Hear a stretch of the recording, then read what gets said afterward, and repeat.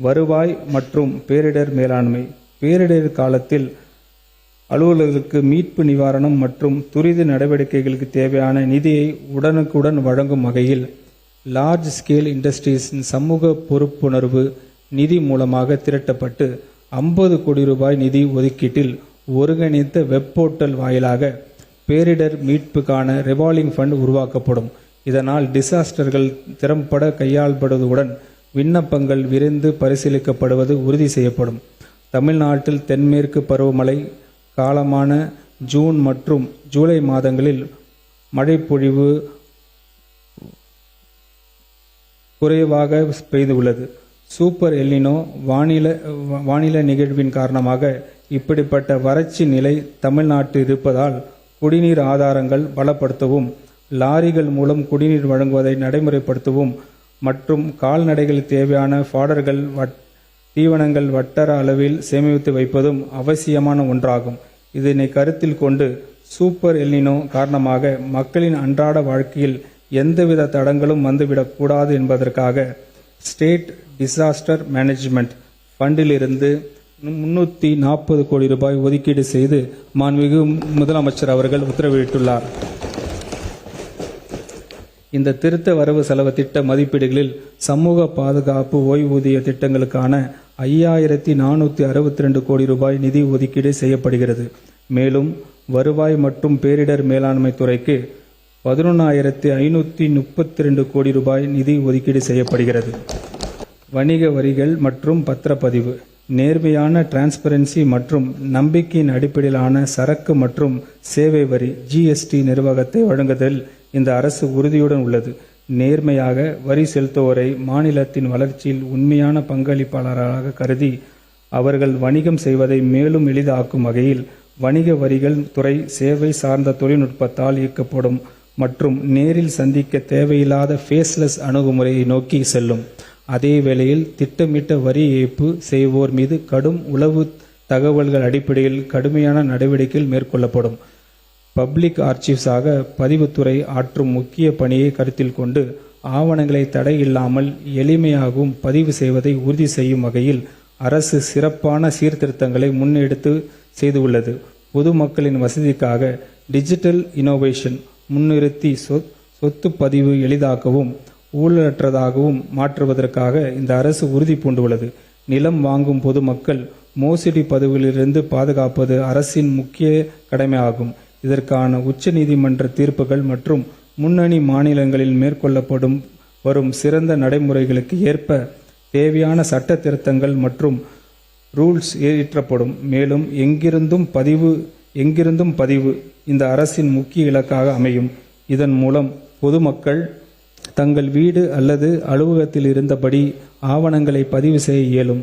Immovable property டிரான்சாக்ஷன்களுக்கான சட்டப்பூர்வ பாதுகாப்பு மற்றும் நம்பகத்தன்மையில் எந்தவித பாதிப்பும் இன்றி மேம்பட்ட மின் ஆளுமைக்கு தொழில்நுட்ப முறையை பயன்படுத்தி முற்றிலும் காகித இல்லாமல் மற்றும் நேரடி வருகையற்ற பதிவு முறை படிப்படியாக நடைமுறைப்படுத்தப்படும். இந்த திருத்த வரவு செலவு திட்ட மதிப்பீடுகளில் வணிக வரிகள் துறைக்கு 651 கோடி ரூபாய் மற்றும் முத்திரை தாள்கள் மற்றும் பத்திரப்பதிவுத்துறைக்கு 475 கோடி ரூபாய் ஒதுக்கீடு செய்யப்படுகிறது. இயற்கை வளங்கள் நேச்சுரல் ரிசோர்சஸ். மாநிலத்தின் சட்டவிரோத சுரங்க மற்றும் குவாரி நடவடிக்கைகளை தடுக்கும் மற்றும் அரசுக்கு வந்து சேர வேண்டிய வருவாய்கள் எவ்வித கசவுகள் இன்றி அரசின் ட்ரெஷரியில் செலுத்தப்படுவதை உறுதி செய்யவும் தேவையான அனைத்து நடவடிக்கைகளும் இந்த அரசு மேற்கொள்ளும். இந்த அரசு பதிவேற்ற கடந்த 3 மாதங்களில் சட்டவிரோத கனிமண கடத்தலில் ஈடுபட்ட 1307 வாகனங்கள் பறிமுதல் செய்யப்பட்டுள்ளன. 1161 முதல் தகவல் அறிக்கைகள் பதிவு செய்யப்பட்டு சட்டவிரோத சுரங்க நடவடிக்கைகளுக்கு எதிரான சிறப்பு நடவடிக்கையின் மூலம் 431 குவாரிஸ் ஆய்வு செய்யப்பட்டு அவற்றில் 155 குவாரிகளில் விதி மீறல்கள் கண்டறியப்பட்டு அந்த குவாரிஸ் மீது சட்ட ரீதியான நடவடிக்கைகள் எடுக்கப்பட்டு வருகின்றன. மேலும் மாநிலம் முழுவதும் உள்ள கிரஷிங் யூனிட்ஸ் மற்றும் குடவுன்ஸை ஆய்வு செய்ய சிறப்பு பணிக்குழு அமைக்கப்பட்டுள்ள. மேலும் எல்லா பகுதிகளிலும் சோதனை சாவடிகளும் அமைக்கப்பட்டுள்ளன. மாநிலத்தின் கனிமவள மேலாண்மை மேலும் வலுப்படுத்தும் நோக்கில் கனிமங்களின் உற்பத்தி மற்றும் நகர்வை ரியல் டைமில் கண்காணிக்கவும் ஒரு முழுமையான கனிம மேலாண்மை அமைப்பு அமைக்கப்படும். திறமையான கனிமவள நிர்வாகத்திற்கான தொழில்நுட்பம் சார்ந்த டிரான்ஸ்பரன்ஸ் ஆன மற்றும் ஒருங்கிணைந்த இந்த கட்டமைப்பு மாநிலத்தின் கனிமவள சஸ்டைனபிலிட்டி உடன் பயன்படுத்தப்படுவதையும் சட்டவிரோத சுரங்க நடவடிக்கைகளை தடுத்து வருவாய் பெருக்குவதையும் உறுதி செய்யும். மேலும் கண்காணிப்பு வலுப்படுத்தி சட்டவிரோத சுரங்க நடவடிக்கைகள் தடுக்கும் நோக்கில் மாவட்ட அளவிலான அவேர்னஸ் கேம்பெயின் மற்றும் அமலாக்க பிரிவுகள் அமைக்கப்படும். மேற்கொண்ட திட்டத்தை நடைமுறைப்படுத்துவதற்காக 2026-27 ஆண்டிற்கான திருத்த வரவு செலவு திட்ட மதிப்பீடுகளில் 3 கோடி ரூபாய் நிதி ஒதுக்கீடு செய்யப்படுகிறது. புதுக்கோட்டை மற்றும் பெரம்பலூர் மாவட்டங்களில் கிரனைட்ஸ் தொழிற்சாலை வளர்க்கும் நோக்கில் கிரனைட் பாலிஷிங் மற்றும் வடிவமைப்பு மையங்கள் அமைக்கப்படும். இதற்கான விரைவான திட்ட அறிக்கை நடப்பாண்டில் தயாரிக்கப்படும். இந்த திருத்த வரவு செலவு திட்ட மதிப்பீடுகளில் நேச்சுரல் ரிசோர்ஸ் டிபார்ட்மெண்ட்டுக்கு 438 கோடி ரூபாய் ஒதுக்கீடு செய்யப்படுகிறது. அரசு ஊழியர்கள் நலன். அரசு ஊழியர்கள் மற்றும் அவர்களின் தகுதி உடைய குடும்ப உறுப்பினர்களுக்கு பென்ஷனர்ஸ் மனைவி உட்பட மற்றும் குடும்ப பென்ஷனர்ஸ்களுக்காக 1/7/2026 முதல் 30/6/2031 வரை 5 ஆண்டு காலத்துக்கு புதிய மருத்துவ காப்பீடு திட்டம் அறிமுகப்படுத்தப்பட்டுள்ளது. இந்த புதிய திட்டத்தின் கீழ் அடிப்படை காப்பீட்டுத் தொகை 5 லட்சம் ரூபாயிலிருந்து 7.50 லட்சம் ரூபாயாக உயர்த்தப்பட்டுள்ளது.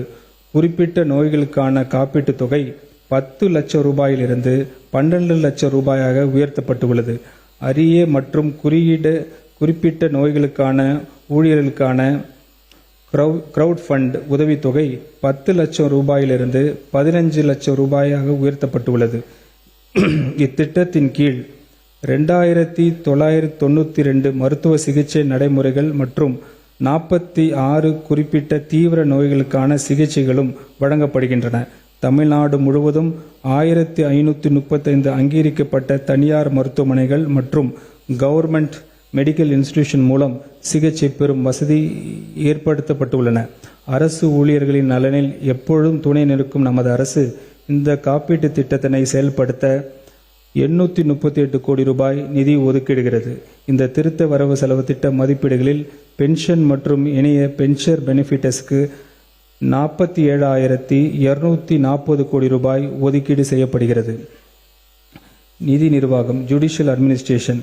நீதிமன்றங்கள் நீதியை நிலைநாட்டுவதிலும் மக்களுக்கு நீதியின் வேகமாக கிடைக்க செய்வதிலும் அவசியமான ஒன்றாகும். மக்கள் அன்றாடம் அணுகும் கோர்ட்ஸ் நீதிமன்றங்களுக்கு நவீன உட்கட்டமைப்பு வழங்க வேண்டிய அவசியத்தை உணர்ந்துள்ள நமது அரசு சென்னை பிராட்வேயில் 1375 கோடி ரூபாய் மதிப்பீட்டில் 160 கோர்ட்ஸ் உடன் இன்டகிரேட்டட் கோர்ட் காம்ப்ளெக்ஸை அமைக்க தக்க நடவடிக்கைகள் எடுக்கும்.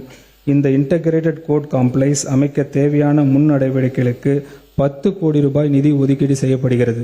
இத்திருத்த வரவு செலவு திட்ட மதிப்பீடுகளில் ஜுடிஷியல் அட்மினிஸ்ட்ரேஷன் துறைக்கு 2486 கோடி ரூபாய் ஒதுக்கீடு செய்யப்படுகிறது.